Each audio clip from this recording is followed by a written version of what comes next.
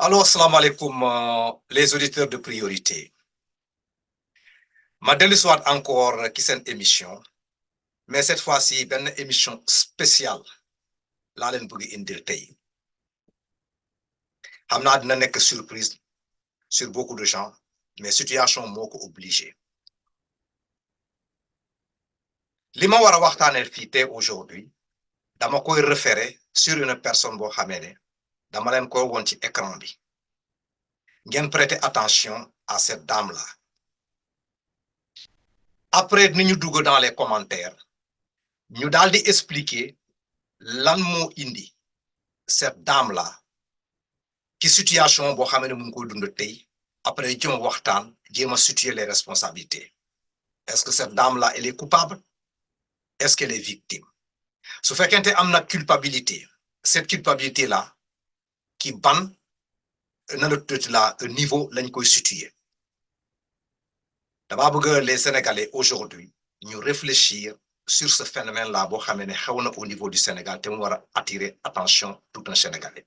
Dama bëgg na ngeen prêter attention à cette dame-là ngeen xool ko d'abord quoi bu ñu paree foofu na ñëw dugg dans les détails.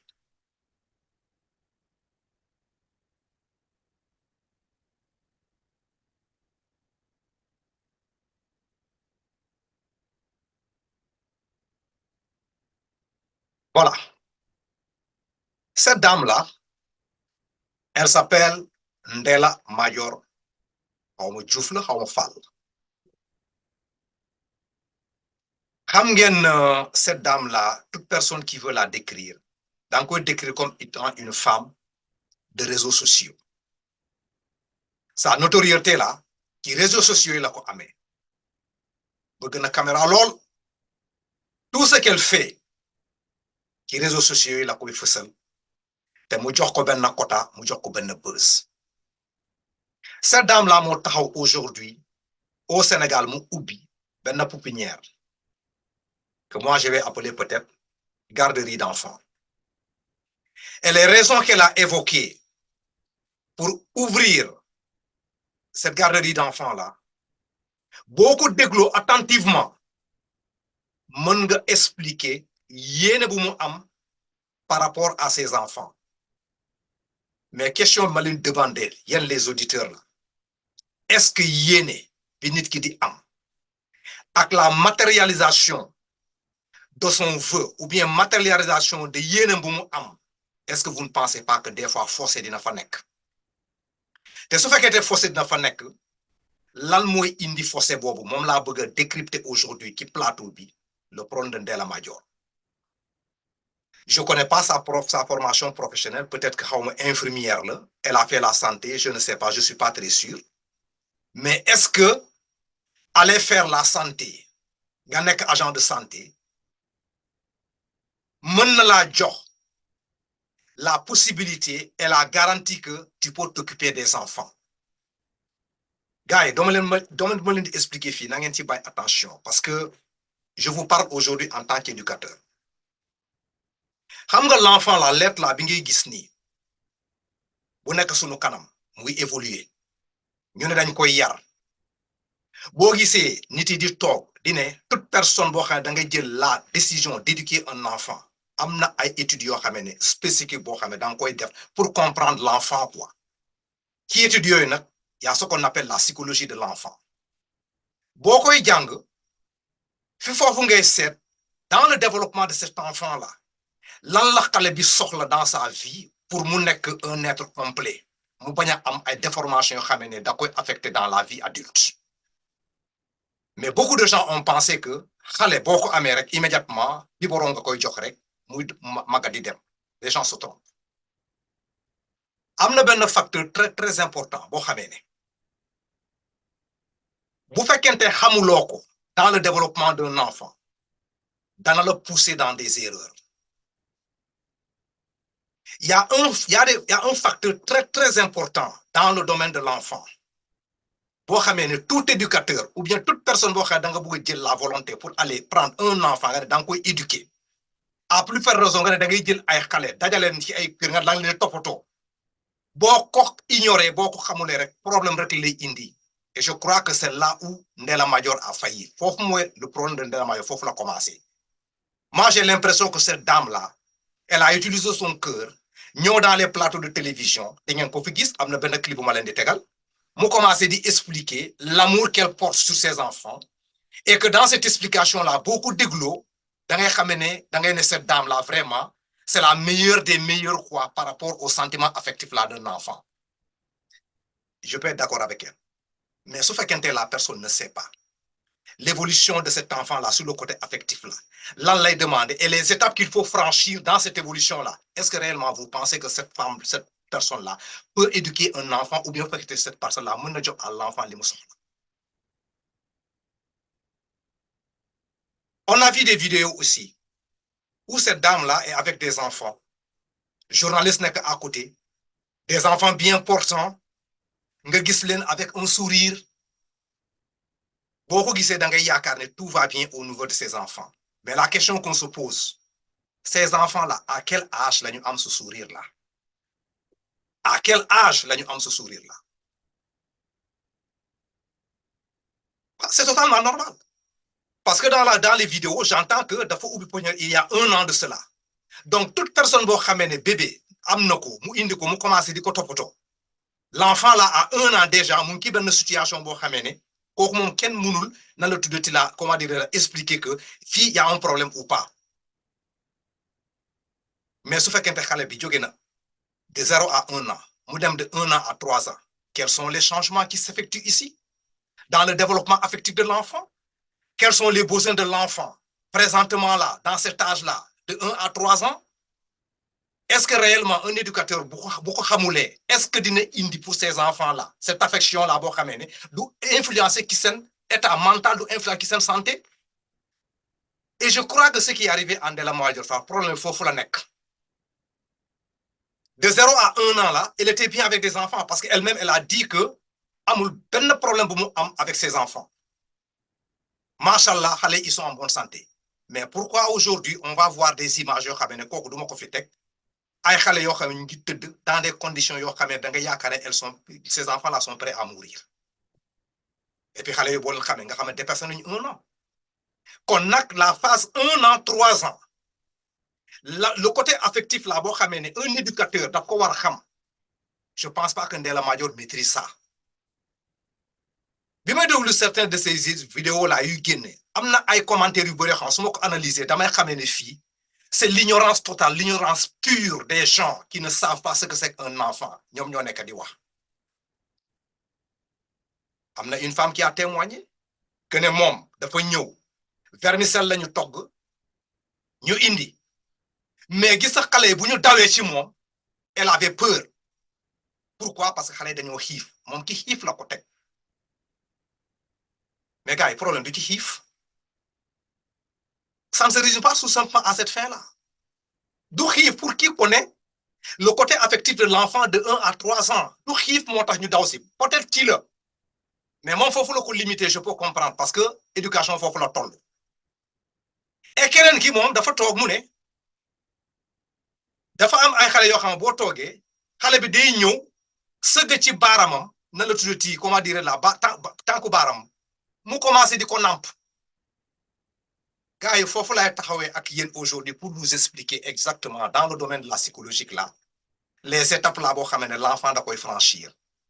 Mais jarul may dugg dans les dernières étapes quoi. Damay yem uniquement sur les 2 premières étapes dans le développement de l'enfant sur le côté affectif boo xamee ne bu ci nekk am na influence bu am dans sa vie d'adulte là. Su fekkente l'enfant dafa traverser cette étape là correctement, problème la koy indi dans sa vie future. Première étape, xam ngeen ban étape là? L'étape orale. Étape orale moom mooy lan? C'est-à-dire la bouche. Xale bi à cette étape là de 0 à 1 an là, son affection là se résume autour de sa bouche. Moo tax xale foo ko fekk lépp li mu gis ki suuf dana ko jël mu dugal ko ci gémmiñam. Xam ngeen lu tax? C'est-à-dire foofu lay exprimer son affection avec la personne boo xamee ne comme par exemple yaayam bu jëlee ween bi di ko jox xale bi di ko namp plaisir bu mu am ci namp boobu am na benn satisfaction boo xamee ne mu ngi koy développer sur le côté affectif que nul ne peut expliquer. Seul l'enfant bu koy def moo ko comprendre. loota ngay gis dans certains, comment dirais-je, la famille là, ou bien dans certaines, comment dirais-je, la famille, effectivement, da ngay gis même su fekkente l'enfant n'est pas toujours collé au biberon, ou bien n'est pas toujours collé au truc là, quoi, au sein de sa maman, am na ay jouets yoo xam dañ leen ko jox benn tétine la quoi. Tétine boobu nag chaque fois boo gis dañ ko jox xale bi mu nekk ci génneem mu koy seex. Beaucoup de gens vont penser que bon dañ koy def jouer la rek pour essayer de calmer l'enfant. Non. C'est une étape cruciale boo xamee ne l'enfant, cet objet qui se trouve dans sa bouche là, am na relation bu muy créer entre moom et ce truc là et cet objet là. Après maintenant, les seins de la maman ou bien biberon, am na benn relation affective bu fa nekk. Donc tout enfant boo xam ne loolu da koo manqué rek am na influence bu mu am dans sa vie future. Moom mooy première étape. Donc su fekkente au niveau de Ndella Madior mu ngi jox biberon xale yi. D'accord, on peut comprendre qu'il y a une compensation de ça. Mais ba tey des na de. Ces enfants-là qui ont des biberons seulement là, am na lu des.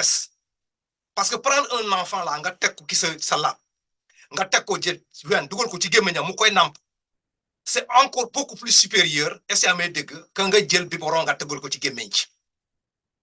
Mais dans ces lieux de tétine là, les gens qui prennent les biberons là pour donner ça aux enfants là, ñu koy seet. Est-ce que l'enfant est en train de savourer cette chaleur là de la personne humaine par rapport au temps boo xam dañ koy jox pour tétine boobu?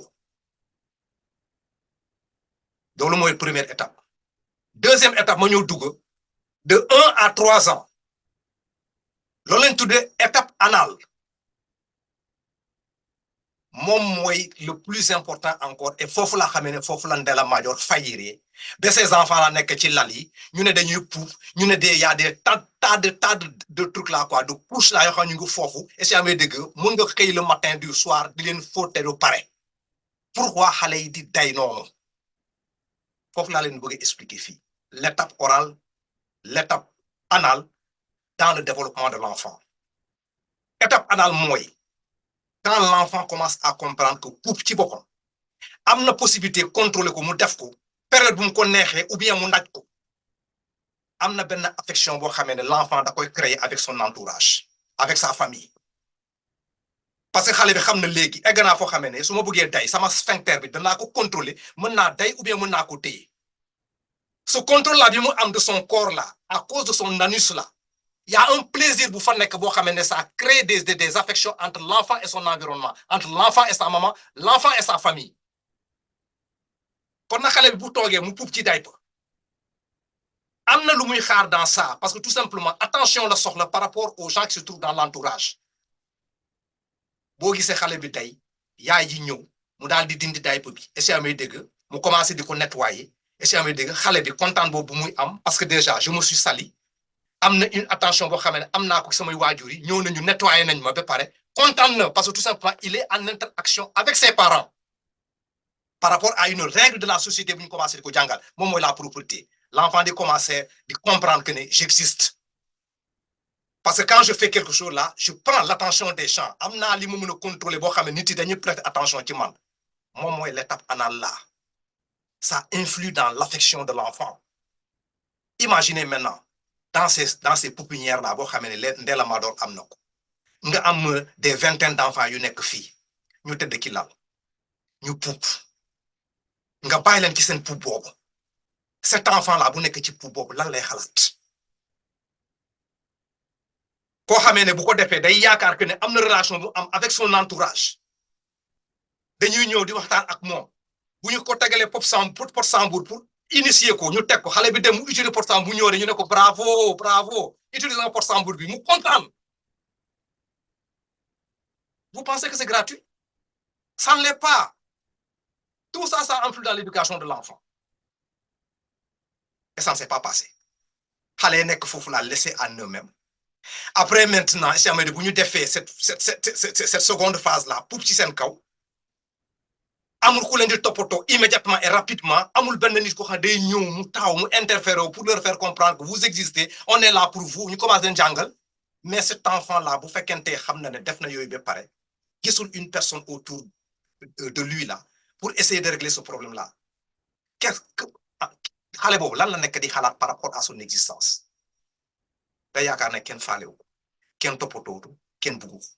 mu nekk dans une misère que l'individu ne peut même pas imaginer nga gis xale bi toog mu commencé di am des problèmes ñu commencé di jeex ñu ne kii dafa feebar duñu lekk duñu kii déedéet c'est ce qui fait que dans le cas de Ndella Madior là moi je dis que de 0 à 1 an elle était bien parce qu'elle appelle des caméras ñu ñëw toog am na des enfants yoo xam ne daf leen tuddee ay tours différents tours ñu def une publicité loolu mu dem parce que loolu la bëgg mais bu ñu élevés de 1 à 3 ans maintenant là cette étape anale là boo xamee ne y a une affection autour de ça n'a pas été réglée voilà le problème de Ndella Madior donc nag gars yi li may def am na benn vidéo ma leen tegal fii encore sur le truc là de Ndella Madior cette dame là boo xamee ne aujourd'hui elle est dans des problèmes après boobu tamit su ma paree ci loolu nag ma ñëw nag ma def un commentaire par rapport à ce qui a fait que Ndella Madior nekk ci situation yu mel nii par le comportement des Sénégalais ñun ñi suñu bopp quoi ñu analyser ko et maintenant à partir de ça on va essayer de voir est-ce qu'elle est coupable est-ce qu'elle l'est pas kon nag gars yi nañu seet vidéo élément boobu quoi ngeen jégal ma jël leen seen temps tuuti ngeen xool vidéo boobu ñaatam comment de na ça peut nous prendre quelque chose comme 5 minutes yooyu mais amal leen temps de ñu seetaan ko ensemble quoi. Avec beaucoup de plaisir Ndella Madior Diouf mooy nekk invité Midi Plus deuxième partie bi dañuy waxtaan ci lu bëri ci li nga xamee ni jagleel na ko Sénégalais yi Ndella Madior Diouf li ñu gën a neex ci moom mooy li mu tàmbali daanaka def na at ubbi ab pouponnière bi nag boobu ba tey Ndella ngi ci mu neex wala mu naqadi mu ngi ci góorgóorlu Sénégal nag ku ne xam nañu dëkk la boo xamee ni pour nga def fi mbir dafay xaw a jafe waaye terewul mu ngi tenir jël ay doomi jàmbur di leen toppatoo di leen dimbali depuis 1 an te kenn fekk ko ci waaye nag baax na képp koo xamante ni bëgg nga dugal sa loxo ci pouponnière bi ci kanam tuuti dinañ leen wax naka ngeen mën a def parce que def na 1 an bi mu ko ubbee ak léegi ñu ngi xaar seeni commentaire ci hashtag bii di Midi Plus ci compte yi nga xamante ni am nañu ko ci réseaux sociaux yi et puis dinañu ñëwaat itam ci yeneen i mbir yoo xamante ni soxal na Ndella Madior Diouf ci télévision Futurs Médias ci waxtaan wi nga xamante ni dans quelques instants dañu koy amal ak moom donc ma bàyyi équipe yi ñu takkal ko micro bi tey Ndella Diouf la maye non damay jóg accueillir ko parce que man maa bëgg Ndella Madior Diouf li ko mbagg wala naan ni Ndella biram mbaru Ndella Diouf fay mais kontaan naa de il y a des histoires qui t'ont marqué parmi yëpp jigéen yi ñëw ak seen ëmb wax ñii ñu violé leen ñi seen patron ñii lii ñii la amul histoire bu la ci marqué lool parmi toutes ces femmes là. bon il y a des histoires qui yoo xamante ni vraiment li ngay dëgër jooy nga. Bon, il y a des histoires quand même qui m'ont marqué. Il y a des histoires qui m'ont marqué. Et je me demande s'il faut le dire. Raconte-moi rek ak xaw ma nan laa ko mën a waxee raconte-moi. Moi j'ai envie de savoir. Il y a des histoires quand même qui m'ont marqué. Est-ce que je dois le dire? maa ngi lox mais je suis pas prête à le dire. Pourquoi? Je suis pas prête et je suis en train.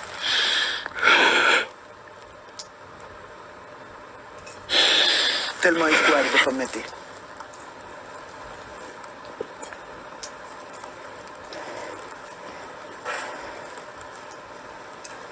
Je me suis réveillée un jour.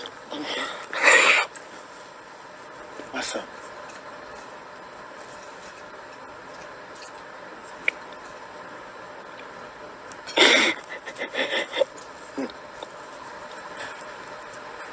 C'est vrai que y a des rencontres yoo xamante ni bu amee.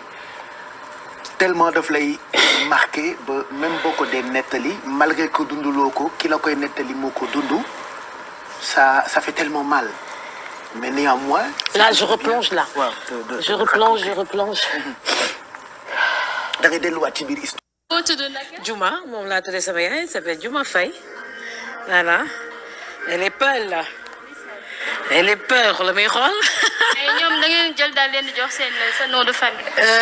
Non le nom du père pour certains yi nga xam ne xamuñ seen papa donc dañuy bàyyi noonu en attendant léegi dañuy am seen nom yi seen turu yaay. voilà am ñoo xam ne sama tur lay seen moo si ne mais ñoom ñëpp sama tur dañuy nekk si prénom bi. waaw elle s'appelle Juma Faye sama turu yaay Juma Faye Ndella Madior Diouf son nom c'est Juma Faye Ndella Madior Diouf waaw. mooy triangle bi. ma dégg la sànq da nga am bébé prématuré fii. waaw mi ngi ne la ñu koy nampal après dina ma koy indil voilà donc j'ai prématuré moom rek moo si am 7 mois maintenant def na 1 mois 3 semaines c'est que lii voilà donc par contre j'ai bébé Prince day nelaw Macky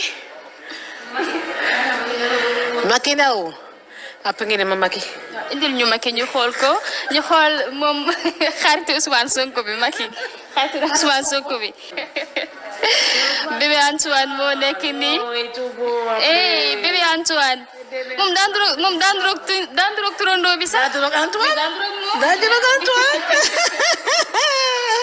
bébé Antoine félicitations dafa ñu roog turandoom de machallah même Sonko daa ñu roog turandoom voilà dafa tuuti woon ñu jaayante ko nag léegi maintenant c'est bon voilà léegi c'est bon tuuti woon jaayante ko allez là tu te mets là voilà ah mais c'est bien eh ben c'est bien defe naa ñoom ñoo bokk même jour de naissance non kii moo ko magee 2 jours moom moo ko magee Juma moo ko magee 2 jours waaw voilà ay na ma prématuré bi mi ngi góorgóorlu ji moom nu mu tudd Soxna Dieng Mbacké prématuré bi moo tudd Soxna Dieng moom laa tuddee Soxna Dieng Mbacké parce que bëriwuñu jigéen on a que 4 filles bëriwuñu jigéen ndeysaan ñoom ñu ngi toog léegi xale yaa ngi màgg de Soxna Dieng Mbacké la pourtant yaa ngi góorgóorlu macha allah ndeysaan mi ngi góorgóorlu ndeysaan yaa ngi góorgóorlu ndeysaan so mignon oui moom 7 mois rek la am oui mi ngi ubbi gémmiñam dafa soxlawaat biberon de tu ma waaw dafa soxlawaat biberon mais quand même seen parents yi ñu ngi ñëw di leen seet waaw ñu ngi ñëw di leen seet waaw gars yi ñoo gisandoor vidéo bi te vidéo bi am na ay points yoo xam ne dama ko fay retenir pour dellu soit encore joxe sama appréciation par rapport au comportement des Sénégalais devant des nouvelles situations. Ndella Madior Fall s'est levé dans le temps mu ñëw mu daal di jaay Sénégalais yi que lii laa bëgg a def dama bëgg a indi ubbi benn pépinière boo xamee ne c'est pour entretenir les enfants yoo xamee ne peut-être seen waajur yi bugguñu leen balaa ñu leen di sànni balaa ñu leen di gaañ moom mu jël le soin de les garder Sénégalais yi yëpp daal di tàccu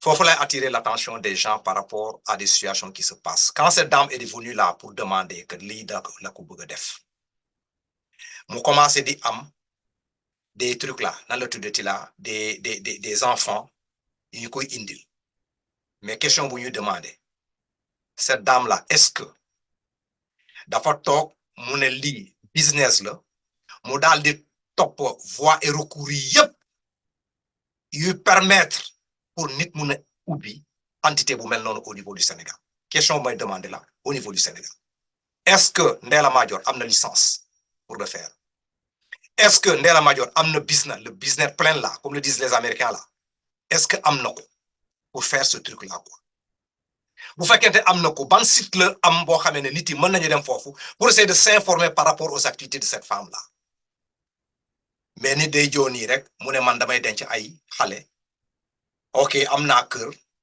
8 étages am naa espace et on amène des enfants comme ça ñu daal di ko denc journalistes yi nekk ci plateau télévision yi commencé di ko xalamal di tëgg maamam di tagg rek tam bi yaakaar ne moo ci nekk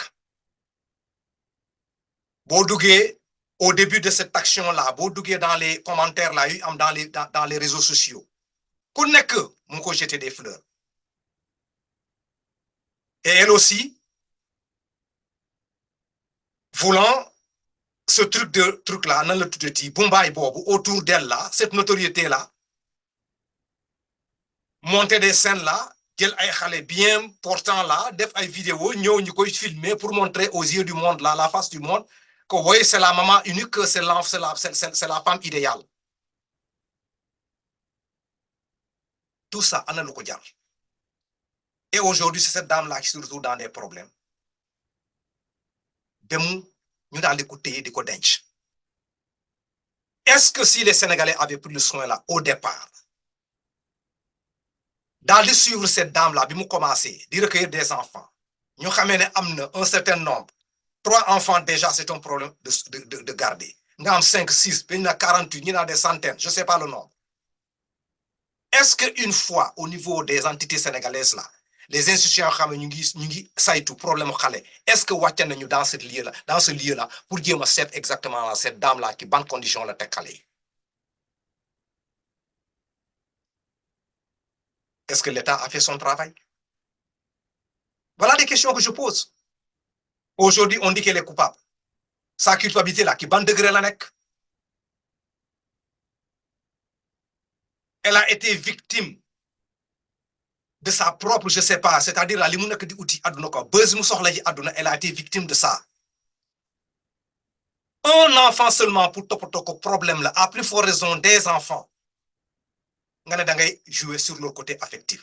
Quelle est la prévision que l'autre là, Ndella Madior Fall est en train de faire là, dans les étapes de l'évolution de l'enfant? Comme les 2 étapes de la phase orale, phase anale. Booy gi nag ki phase phallique bi, mu nekk dans l'adolescence, dans la puberté.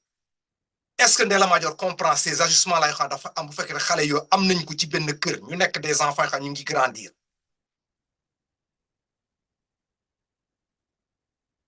Et maintenant ce qu'on dit, on incite les gens là ku ci nekk su fekkee tey mën nga supporter na nga joxe sa 1000 francs dina jënd litre ndox. Ñu tagg ay autorités au niveau du Sénégal qui ont fait des actions par rapport à ça. Gars yi c'est pas ce qu'on demande. Cette dame là xol bi mu am rafet na baax na mais bu ci demee nañu ko encadrer. Mais elle vient au départ, elle s'en va par ses propres moyens, mu toog na mu nekk dans des difficultés. Aujourd'hui, on se chante derrière elle. Maintenant, elle est en prison. Et maintenant, tu retournes dans les mêmes réseaux sociaux, les commentaires qui sont en train de se mener là-bas, ce sont des commentaires on dirait que ce ne sont pas les Sénégalais qui ont donné takk démb. Ce sont les mêmes Sénégalais aujourd'hui ñoom ñoo nekk di ko yàq lu kenn xamul. On est dans quel pays? Certes, Ndella Madior Fall est coupable dans ce qu'elle a fait. Parce que tout simplement moom tamit na gis leen ma lii la li indi affaire yu mel noonu boo ko amee sutura baax na ci doomi aadama mais boo bayee sa nanote sa tout dans l'internet là ce problème là si internet bi lañ koy régler loolu moo ko dal 48 personnes là une vingtaine de personnes là combien d'employés la war a soxla pour satisfaire le besoin de ces enfants-là. Kan moo may wax ñaata nit ñoo nekkoon di liggéey foofu pour ces enfants-là. Et paraît-il que kenn du fa yàgg. Vous pensez qu'un enfant qui est à cet âge-là, mu nekk dans son évolution là, est-ce que xamu leen ne la truc là quoi, le simple fait d'avoir une personne bu koy téye ñu am affinité ba mu accompagner ko mu traverser cette étape là moo gën chaque fois ñu indi devant cet enfant-là benn image boo xamee ne boo ko tegee kanam image nouveau la. te am na benn scène boo xamee ne dafa am bi journaliste bi demee di poser la question à Ndella Madior Fall mu am xale boo xamee ne dafa toog rek mu jooy mais kooku tout ça là ci étape première bi ma leen wax noonu ci la bokk. Pourquoi l'enfant a pleuré? Gis na la reconnaissance du visage là chez l'enfant là bu ko xamee instauré sur le côté affectif là. S'il y a quelque chose de nouveau qui se présente devant l'enfant là, et si elle de reconnaître correct, moi pour moi, dans sa petite psychologie là, dafa am benn changement bu fa nekk qu'elle n'avait pas à maîtriser. Xale bi commencé di jooy. Loolu ngay dégg nit ku ñuul yi bu xale bu ñëw nga dégg mu jooy dañu ne kii xale bi bëggul kenn yaayam rek la bëgg. Déedéet, c'est pas ça. Ça fait partie du développement affectif de l'enfant. C'est totalement normal que l'enfant agisse comme ça. Mais na ko xamul day yaakaar xale dafa so xale bi moom dafa ne ba kenn dafa déedéet. Dans le développement affectif de l'enfant, ce sont des attitudes normales. Comporter au nord. Mais les gens sont en train de parler de gauche à droite. Bon, ils racontent du n'importe quoi. Guys, le Sénégal là, nous disons exactement là, ce pays là, tout est à l'envers au niveau du Sénégal. Ku jogre mu ne lii kenn du contrôler. Kon na gars yi fii laa yem ak yéen tey par rapport à l'analyse de cette situation là quoi. Mais moi je dirais que Ndella Madior Fall, elle a été victime de son truc là quoi, de ça manque d'éducation par rapport aux activités, par rapport à l'éducation, par rapport au traitement des enfants là ñu nekk ci âge bi.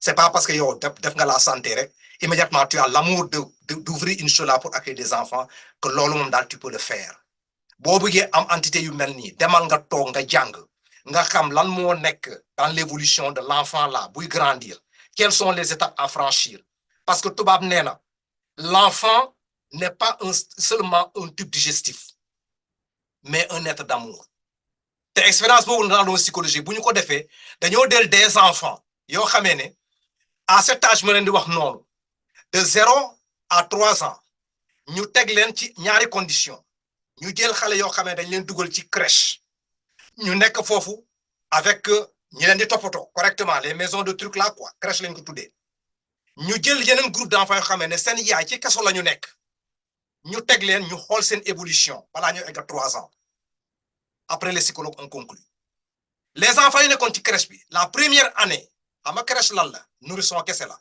dañ leen di jox ñu lekk les enfants étaient joyeux chamay dëgg ñu commencé développer ñu jure les femmes qui se trouvent en prison comme amuñu les possibilités nécessaires pour toppatoo seen doom yi correctement les enfants là commencé à maigrir parce que condition ci boppam moo baaxul mais gars yi bu ñu eggee 2 ans après 1 an là ñu dem ci 2e année on s'est rendu compte que situation bi changé na les enfants qui sont dans les crèches là commencent à dépérir les enfants qui sont en prison commencent à trouver du poids parce que à ce moment-là qu'est-ce qui influait au niveau de la prison? C'est la seconde étape là, l'étape de la maman, l'étape que je viens de vous expliquer, l'affection de la mère là, qui se trouve en prison dans des conditions misérables. Affection bobu mo nekkoon di développer cet enfant là. Et ñu nekkoon ci crèche bi, comme ils étaient là-bas comme des tubes digestifs, ñu leen jox ñu lekk rek, immédiatement lekk bobu nag saa waay côté affect bi ñëw na, côté affect bi doyul, amuñu ñoo xam ne dañuy téye comme seen yaay di leen nax di leen wax li ñu bëgg a dégg di leen torloter, les enfants là commencent à maigrir. Les gens se posent la question, pourquoi ces enfants ont maigri? Pourtant, ils ont tout ici, dañ leen jox ñu lekk. Non. C'est le côté affectif. Là-bas, la nourriture manque en prison. Mais quand le côté affectif a intervenu, immédiatement, ces enfants ont commencé à prendre du poids. Mais finalement, comme le côté affectif dafa manqué, les enfants commencent à dépérir. Mais yow boo ko xamee xanaa ku bëgg a jël xale yi boobu demal nga toog nga jàng tuuti psychologie nga xam lu fa nekk la psychologie de l'enfant au moins quand tu connais ça tu n'as aucun problème. Donc tous ces gens-là qui disent qu'ils vont prendre des enfants de trucs là pour yar leen ngir waay su fekkente da nga ko bëgg a def métier kay demal nga toog nga jàng affaire bi secret nekku fa. kon na gars yi fii laa yem ak yéen maa leen di remercier di leen gërëm di leen sant par rapport à l'attention bi ngeen prêter encore sur la chaîne Priorité. Je ne pouvais pas ne pas parler de ça mais il faut me joxe son point de vue quoi. Elle a été victime d'une ignorance. mu yaakaar ne le truc là quoi, l'éducation d'un enfant caaxaan la Lamine la nekk va dans les plateaux de télévision là, tu vas te montrer là-bas là pour faire le buzz là, lii fekk ko ci. Je ne lui souhaite pas ça. yaakaar naa ne peut-être les Sénégalais vont comprendre là, yàlla na jóge ci situation bi le plus rapidement possible là. Après les Sénégalais daal di comprendre que ne nag nañu jéem a seet exactement tous ces gens là yi nekk au Sénégal là pour ce genre de truc là nañu leen saytu ñu seet les conditions nécessaires là pour l'avenir de ces enfants là. kon la gars yi jërëjëf merci beaucoup.